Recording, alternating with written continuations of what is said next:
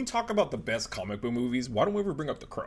Well, I mean, I get it because it's not a superhero. I mean, I guess you could consider him a superhero, but it's not really a superhero. It's a comic book. It was written by James O'Barr. He ended up writing a comic book to deal with his girlfriend or fiance's car accident. He lost her, and through him grieving, he wrote the story about the Crow. This is actually one of the few times I think the movie's actually better than the original source. It's just done so well. It's such a good movie. Again, it's not really a superhero movie, but I still think people should watch it. It's a simple tale of vengeance, but it's kind of more than that. Eric Draven and Shelley are killed the night before their wedding, which is Halloween Eve, I guess, by a group of horrible people.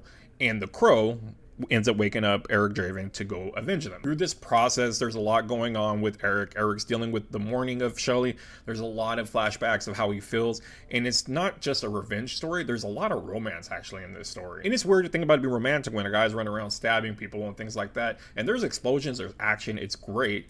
But there is a heart in the middle of all this. We're not just watching a guy get revenge like we see in every other movie and go through all these people and not feel anything. You're feeling all these emotions, flashbacks and the hurt and the pain and everything he's going through trying to finish this job where he needs to get rid of all these guys for his soul to rest. But Brandon Lee is what makes The Crow, I think, one of the best movies out there. He would have really broke out.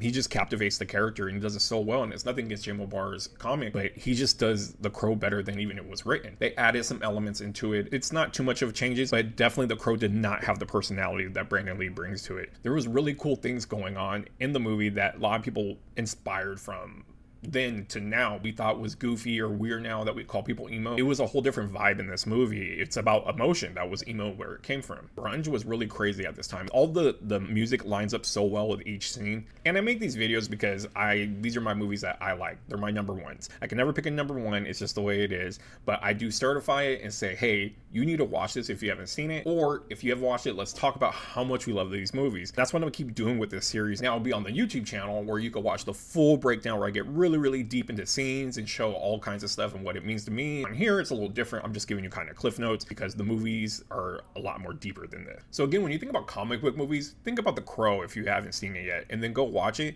and you'll see that this is a really good comic book movie, but on top of it, it's got a lot of stuff going on. It's all gothic, it's all romance, but at the same time, it is a revenge movie. You're getting revenge. That's what the movie's about, but it also accumulates to all these other things that make it really well done. And I think a lot of movies don't do that. A lot of them don't have the heart like that. They've tried to do it many different sequels with it. I think it's a cool idea, but you almost don't want to touch how good this is. They did do the remake that really bombed, but overall I feel like this movie is something that doesn't really age. You go watch it now and it feels somewhat new. It just feels like an independent movie. The only thing that would keep it age is the music, but the music fits in it so perfect you'll probably ignore that. But I think it's one of those movies that will stand the test of time.